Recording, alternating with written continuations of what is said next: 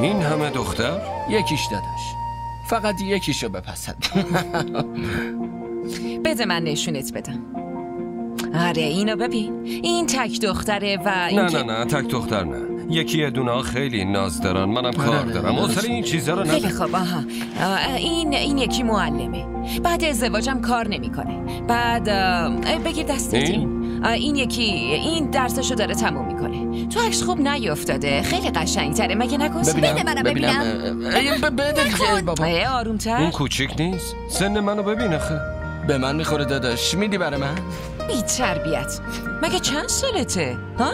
بعدش هم دختر باید کم سن باشه دیگه. بعد از 2 بچه دختر از شوهر بزرگتر به نظر میرسه. ببین تو دوست داری من داماد شم، خوب کارتو بکن، ولی هر دختری نه. یه دختری که بتونه به زندگی برسه، من بتونم ازش مراقبت کنم. این خیلی کوچیکه. تو ازم چی میخوای؟ یه زن پیر برات پیدا کنم؟ آره؟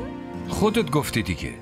خب منم یه پیر پسرم دیگه. ببینم اگه چیت کمه داداش به این خوشتیپی. سن مرد که مهم نیست. این روزا میبینی مرد پاش لب گوره، بعد دختر 18 ساله میخواد بگیره. شماها من همچین چیزی نمیخوام.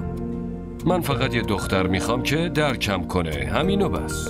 خودم انقدر عقل دارم. میگم خواهر، بازم باید بگردیم ببینیم داداش چی میخواد.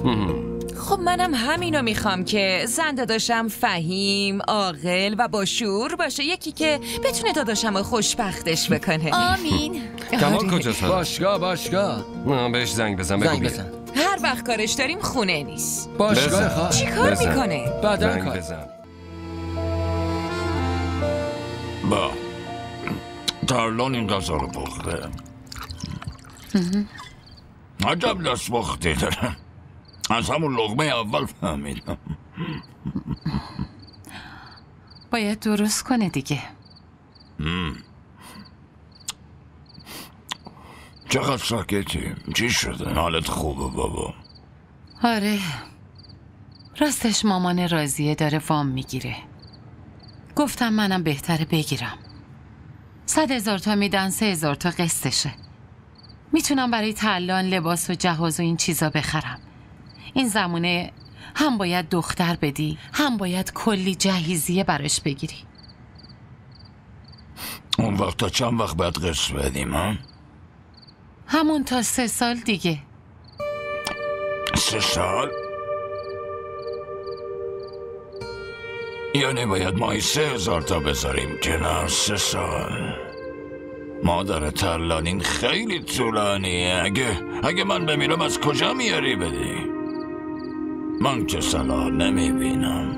اینطوری حداقل یه پول خوب میاد دستمون، وگرنه یه روپیه هم نمیشه کنار گذاشت. تو ماهی 3,000 تا ازم بگیر، بعد تو یه قلک به اسم ترلان بریز، اینجوری بهتره.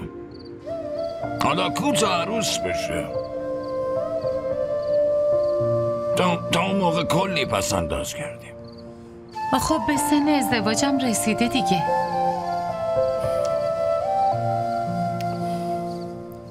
خدا بزرگه. بخور